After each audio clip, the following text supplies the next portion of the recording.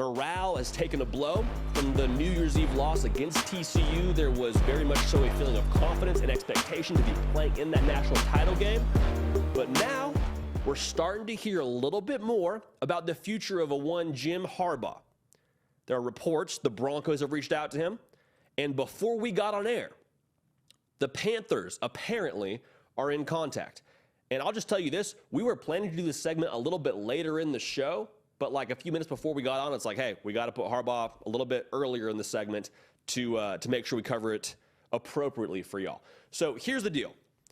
Reached out to by NFL teams, but the report that goes with that across the board, to my understanding, is that if he gets offered a job in the NFL, not the right job, not the Panthers, not the Broncos, just a job in the NFL to be a head coach, the feeling is he will take it, which is a little bit surprising because he had said before, I want to coach at Michigan. I'm excited to coach at Michigan next year and all that.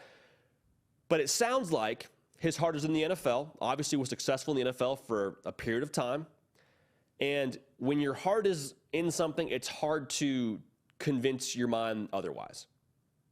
You know what I'm saying here? Like Jim Harbaugh, it feels like wants to be in the NFL. And if he wants to be in the NFL, there's not a ton of reasoning that's going to go into this that's going to convince him to stay.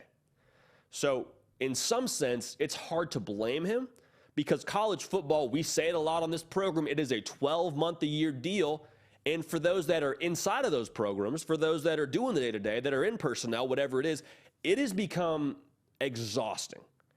Like I was fortunate enough to be at a personnel symposium in Nashville before this season got kicked off.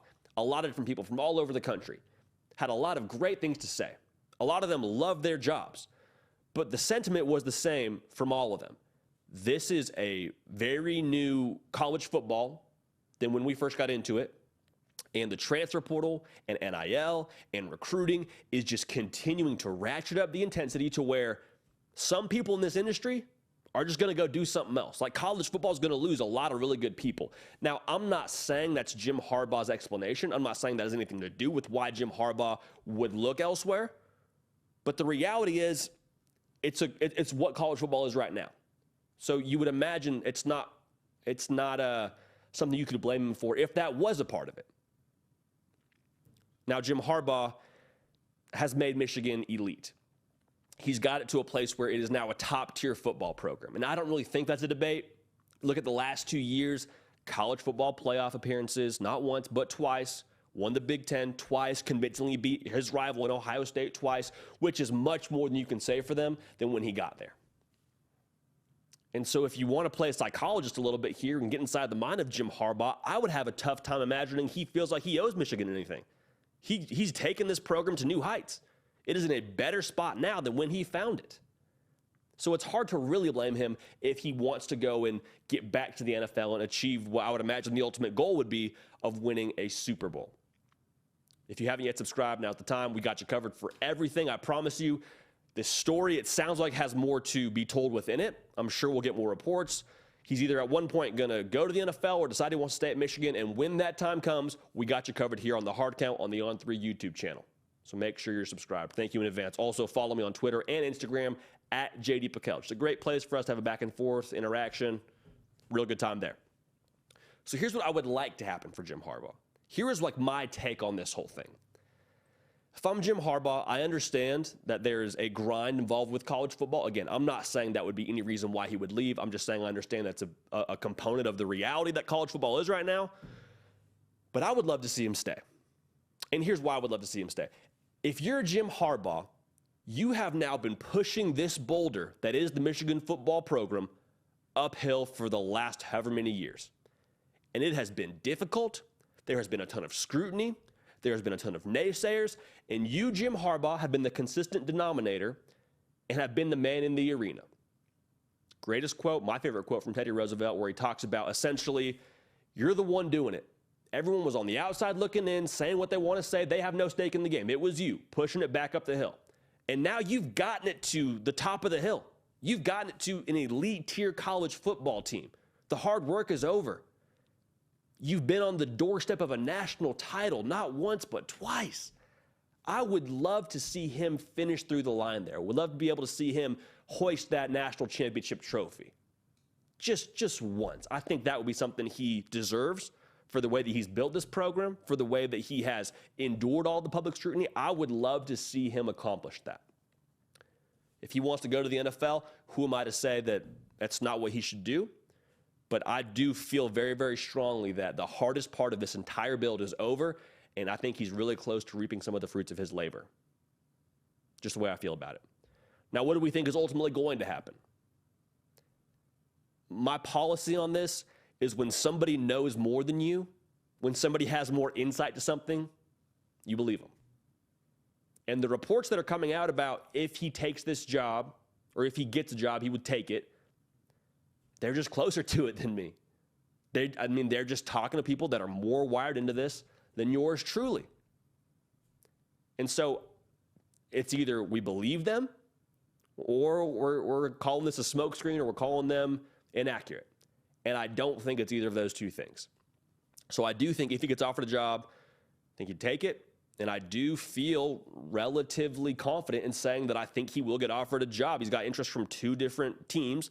And the way this was phrased, it sounds like at the very least the Broncos reached out to him. Like he wasn't calling these NFL teams saying, hey, what do you think about that? Was I good enough this year? They're calling him. Saying, hey, how do you feel about the NFL? How do you feel about maybe coaching for the Broncos? How do you feel about maybe coaching for the Panthers? It's not just a one-way interest, is what I'm trying to tell you from Jim Harbaugh. I think there's mutual interest. So if this happens, I promise you, on this program and on this channel, we will make sure we have you covered for the hot board and the names that were here and the names that are involved.